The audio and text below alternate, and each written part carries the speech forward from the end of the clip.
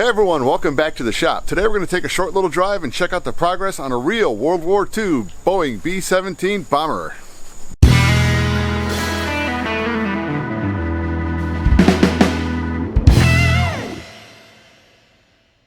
Alright, I'm actually out in Marengo, Illinois, where Mike Kellner is doing the B-17 restoration. And yeah, it is a real one. If you want to go ahead and Google it online, just type in Desert Rat. Let's go walk on inside and we'll meet Mike.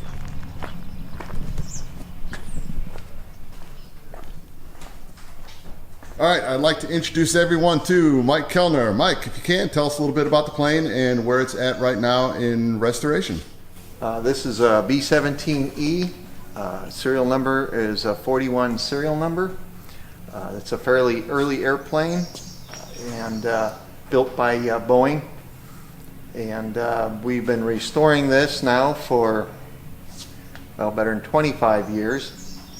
And we have the fuselage back together. When we found this airplane, it was scrapped in a junkyard, and so it was pretty much cut into about 8-foot pieces. And so it's been a long time of reassembling it. What you got before you here is the fuselage. We've got the nose back on, the cockpit. Most of the outside hull work has been done. Now we're inside doing the internal fittings and such. We've also have done some preliminary work on the wings. Mostly we're in the process of stripping them down. All right, let's go take a quick little look inside and see how far you've gotten inside. All right. Need to access, this is the Bombe. We have most of the bulkheads out, getting new ones remanufactured. This is where they would hang the bomb load. Also, this is where they would attach the wings. There's steel tubes that run through here that actually would hold the wings on. And we have made new ones, and they are out at a machine shop getting all the holes put exactly where they originally were. Through this opening here would be the radio room, and further through the next opening is the waist section, which there would be a ball turret right behind there and then 2 waist gunners. Forward is the cockpit. We've gotten a lot done, but we have a lot to go. We have fitted the interior walls, and once they're riveted in, then we can start putting the equipment in there. And then beyond that is the navigator bombardier section of the nose. And a lot of the fittings have been put in there. We're trying to get everything that goes in here that's riveted on. And then you start putting all the stuff that's bolted in.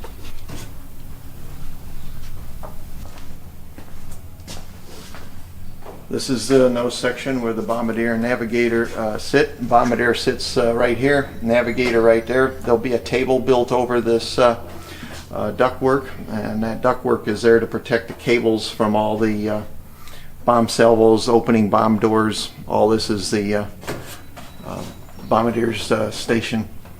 And then of course the Norden bomb sight will sit up in front here.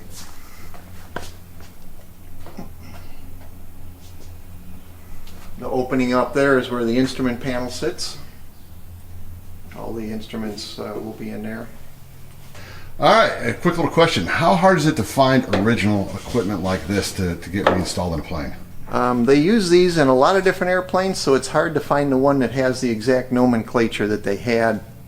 I think I've gotten 3 of these, and all 3 of them have a little bit different writing, and none of them are exactly what we're looking for yet.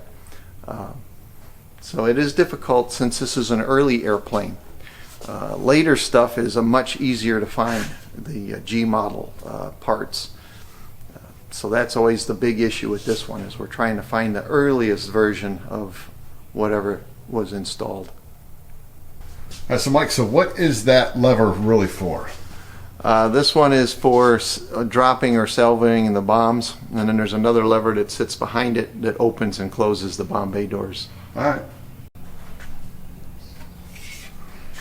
Hey Mike, how many different types or sizes of rivets do you have to have when you're reskinning this? Well, most of the outside is a Boeing skin rivet as a type.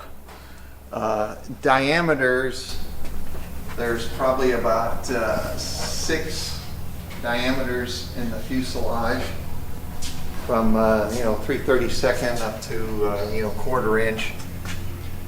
And then length, there's just a million different lengths, because to buck properly, it should stick out the other side 1.5 diameters. So it's a tedious process unless you're running on something that's all constant. All right, another quick question. Aluminum. What kind of thickness is the aluminum, and do you have any current suppliers? It varies everywhere. On the fuselage, 50 is the thickest skin, and it goes down to 20 is the thinnest.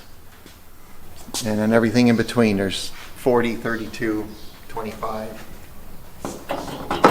So depending on the load on it, depended on the thickness of the skin. This is Chris, my #1 guy. He's out here a lot. So he's almost done a full lot. time. Yes. All right, so anyway, Chris, if you can go ahead and tell us where the instrumentation goes inside the plane and what it does. All right, this goes in the cockpit, and it goes on the ceiling above the pilot and co-pilot. These are different tuners for different radios. They have little things that you can actually tune the radio. It has a cable that comes out that goes into the radio room, so the pilot or a co-pilot can tune the radio to whatever they want. This is also the same thing here.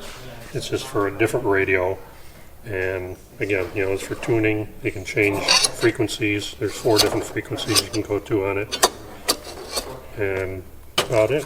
So neat stuff. All right. All right, these are the carry-through tubes for the Bombe. There's 4 of them, and we're having new ones made. These are new ones here, but we're having all ours drilled to the original holes that were in the old ones. We actually brought the old parts out to our sponsor, and they're going to re-drill all the new tubes for it. So those tubes go in the Bombe here. Like I said, there's 4 of them. One's here, one's down here, and then the other 2 are here and down here. And that's the structure that goes from one side to the other, that the wing plates and the terminals all bolt together right here. So it's basically what holds the wings on in the Bombe area. And also we've got well, not new, but we rebuilt what they call the compression struts, which are on either side of the Bombe, and those are over there. I'm going to go around that structure there. These are called compression struts, and they're on both sides of the Bombe, and it's also what carries all the load of the airplane itself. So once we get all that stuff back, and we can start putting it all back together again and get this back looking like an airplane again. I just want to mention that our sponsor, who is doing our tubes and a number of other things, is USA Spares in Pennsylvania. So we appreciate all the work they're doing for us, and hope we can get our stuff back soon. And what part of the plane is this? This is the tail gun compartment, which happens to be the place where my father was a tail gunner in World War II. So it's kind of neat being able to work on something that my dad actually, well, he didn't actually fly in it, but flew in something similar to it.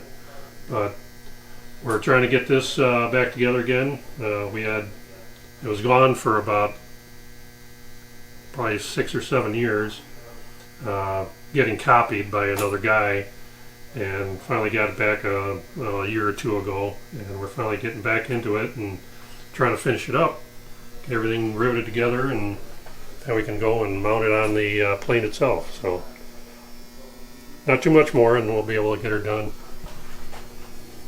And I'm guessing this is where the gun came out?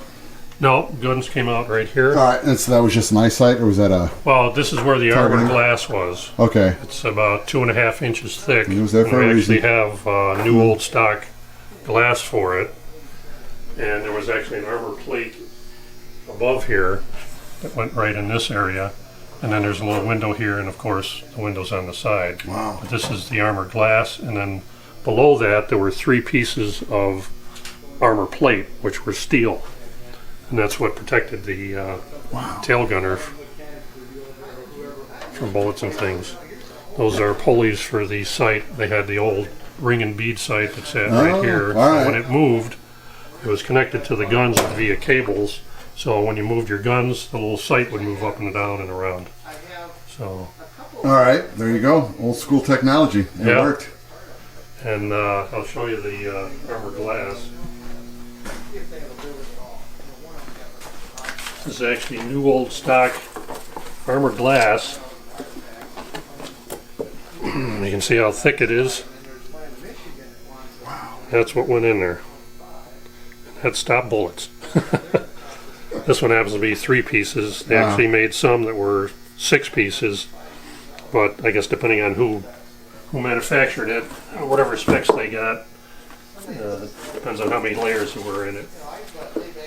So we actually have 3 more in there. So now I'm guessing, because I haven't asked Mike, the way that this plane is balanced out, are you guys going to be putting armor in the back, or is it just going to be? We'll put armor in there, but we're not sure if we want to go with steel or just go with an aluminum plate that looks like. Yeah. So. But yeah, we're going to need the weight. Yeah. Because, you know, weight and balance on this thing. And being out the tail.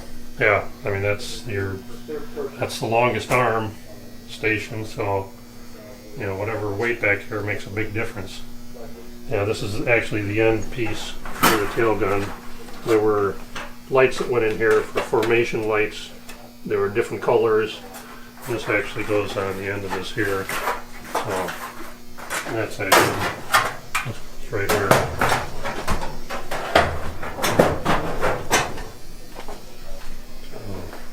Then the guns, of course, came out here, and there's a cover that goes around the thing, and we actually have a new old stock cover for it.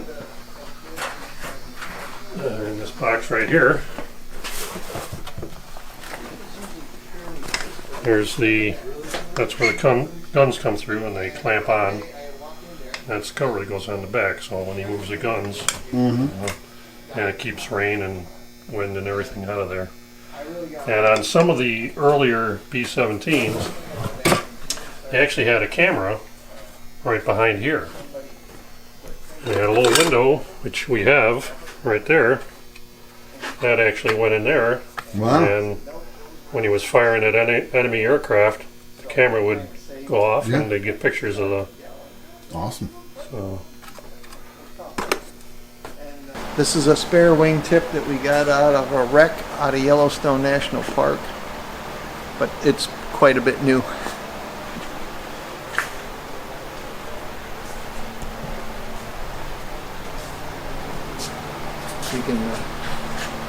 You can see here's the original remains.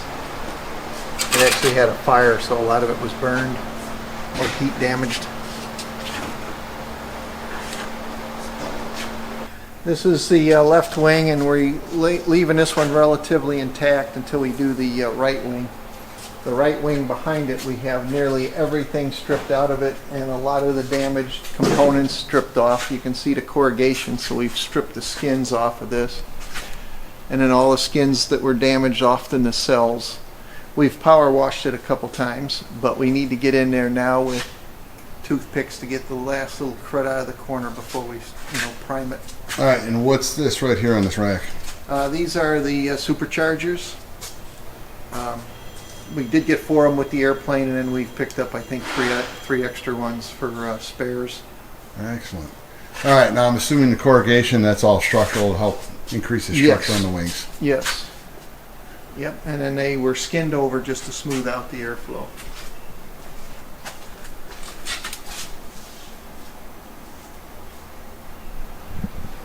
And just because I got to ask. That's the landing gear attachment. All right. That's where the landing gear pivots on. And the hole there is for the supercharger. All right.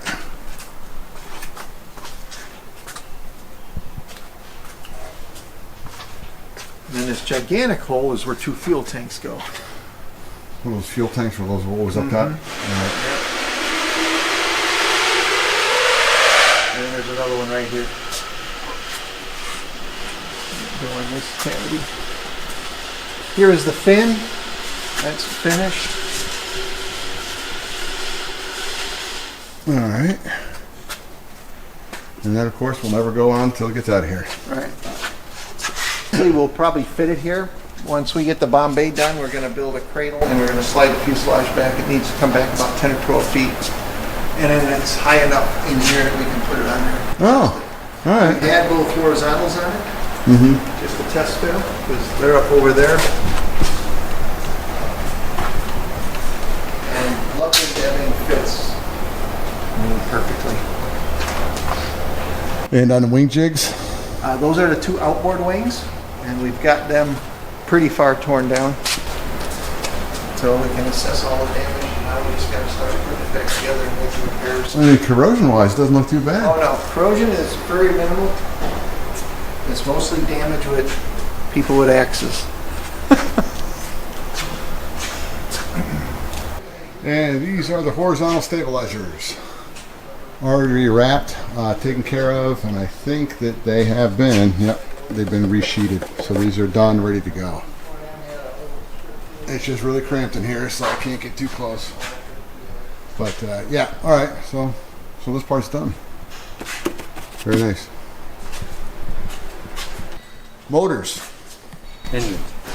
That's what I said. Okay, engines. We have a bunch of cores. Nothing's been overhauled. That's about the last thing you do. But I think we have 9 of them. All right. But the shops say try to get about a dozen. Well, that's it, because you need 4.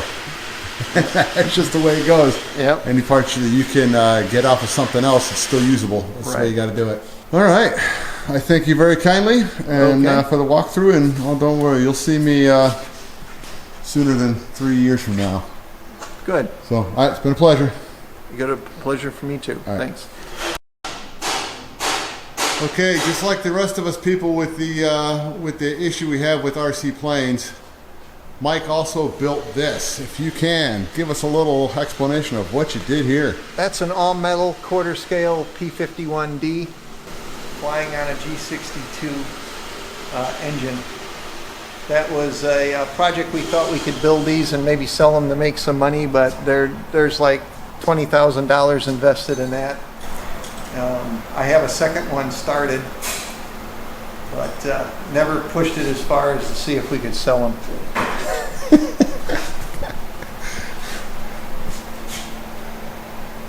Yeah, there you go. That plane is made the same way that one is.